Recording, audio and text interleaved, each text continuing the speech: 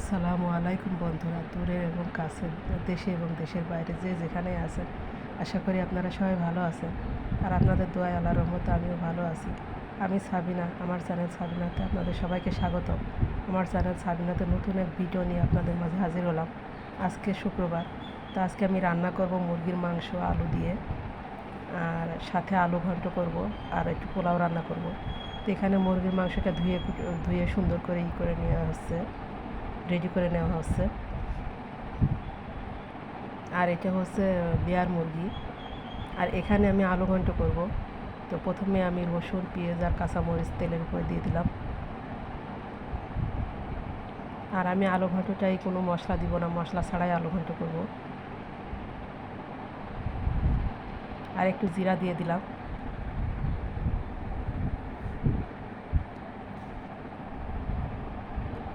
আর এর ভিতরে আমি আলুটা দিয়ে দিব।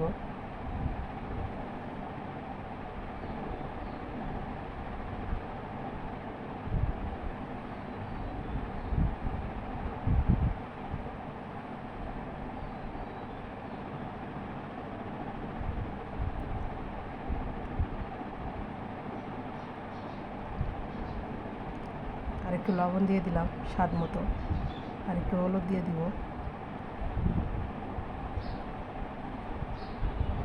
দিয়ে নেড়ে আমি ঝোলের পানি দিয়ে দিব। সিম্পল এই আলু ঘন্টটা খেতে মাশাআল্লাহ এত মজা হয়, আপনাদের বলে বোঝানো যাবে না। আমি এটাতে কোনো বাটা মশলাই দিব না, শুধু ভেজে রাখা গুঁড়া মশলা দিব। আর এখানে আমি ঝোলের পানিটা দিয়ে দিলাম। আর আলু ঘন্টটা হয়ে গেছে, তো আমি একটু ঘুটে নিচ্ছি চামচ দিয়ে। আর দেখুন আলু ঘন্টটা হয়ে গেছে। আমি এর উপর দিয়ে আমি গুঁড়া মশলা ছিটিয়ে দিয়ে নামিয়ে নেব।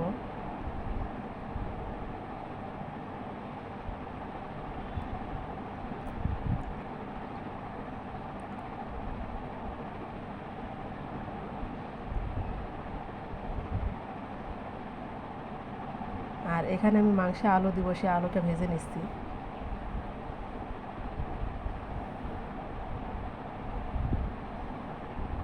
একটু লবণ আর হলুদ দিয়ে ভেজে নেব ভালো করে।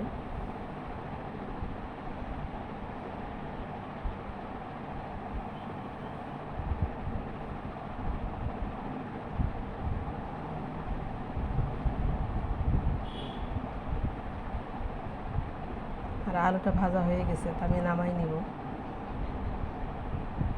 আর এখানে আলু ভাজাটা সুন্দর হয়েছে দেখুন।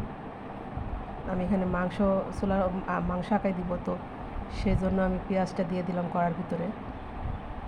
সরি, আমি মাংস রান্না করব, তো সেজন্য প্রথমেই পেঁয়াজটা দিয়ে দিলাম। আর আমি যে মশলাটা করে রেখেছিলাম সেই মশলাটাও দিয়ে দিলাম। এখানে আমি মশলা করেছিলাম ধনে, জিরা, একটু এলাচ ফল, একটু গোলমরিচ, আর আদা, শুকনো মরিচ সব একসাথে বেটে নিয়েছি। আর রসুনটা আচ্ছা করে নিয়েছি।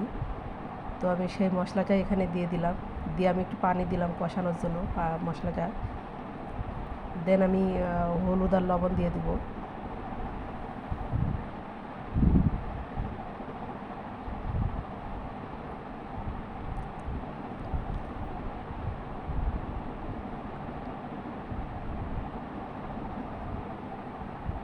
আর মশলাটা কষানো হয়ে গেলে, ভালো করে কষানো হয়ে গেলে আমি মাংসটা দিয়ে দিব। আর এখানে আমি মশলাটা কষানো হয়ে গেছে, দেখুন তেল ছেড়ে দিয়েছে।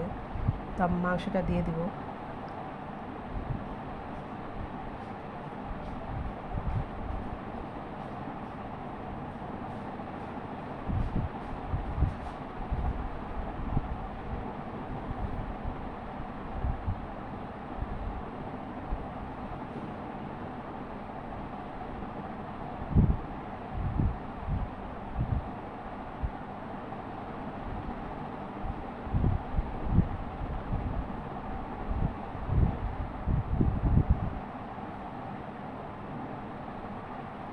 আর মাংসের ভিতরে যে পানি থাকে সে পানিটা শুকাই গেছে।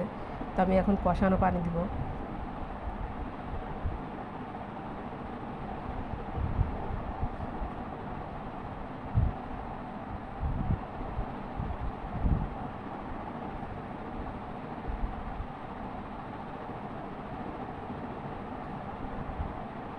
আর আমার এখানে কষানো হয়ে গেছে, তো আমি ভেজে রাখা আলুটা দিয়ে দিব।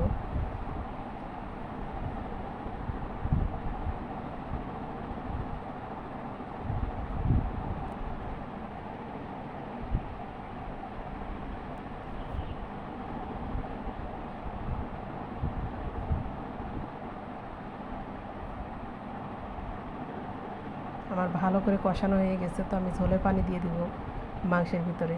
আর বন্ধুরা, আমার রান্নাটা যদি আপনাদের ভালো লাগে তো আমার চ্যানেলটাকে সাবস্ক্রাইব করবেন। আমার চ্যানেল সাবিনা 516 সাবস্ক্রাইব করবেন এবং কমেন্ট করবেন এবং লাইক করবেন, আর বেশি বেশি শেয়ার করে দিবেন।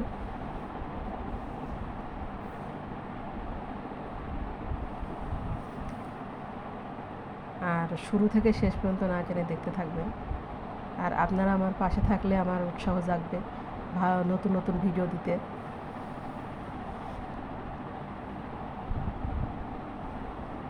আর আমার এখানে মাংসটা হয়ে গেছে, তো আমি গুঁড়া মশলাটা দিয়ে আমি নামিয়ে নেব।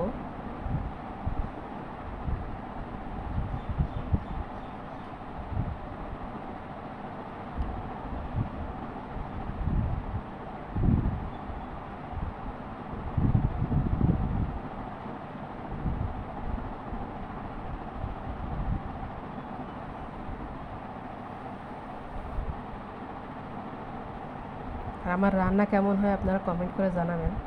কমেন্ট করে জানালে আমার একটু ভালো লাগবে।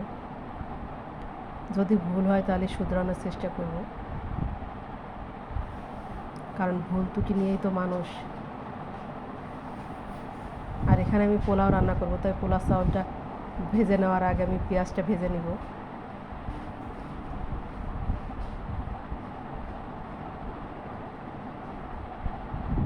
পেঁয়াজটা লাল লাল করে ভাজা হয়ে গেছে, তো আমি উঠাই নিয়েছি। এবার পেঁয়াজটা চালটা ভেজে নিব।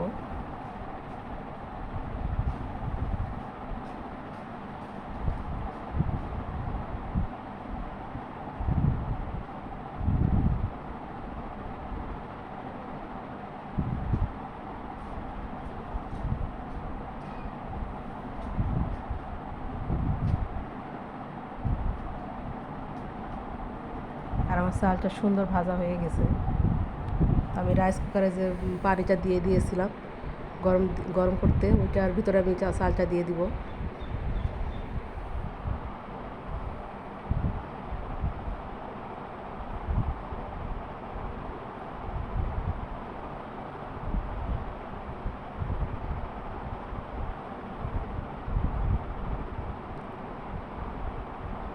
আর আমার পোলাওটা হয়ে গেছে দেখুন।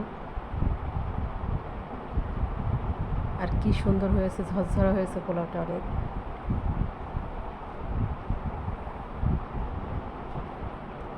আর আমার রান্না হয়ে গেছে, তো আমরা এখন খেয়ে নেব। খেতে বসেছি সবাই।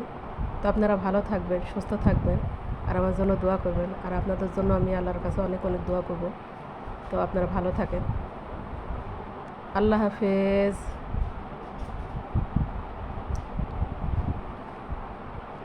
আসসালামু আলাইকুম।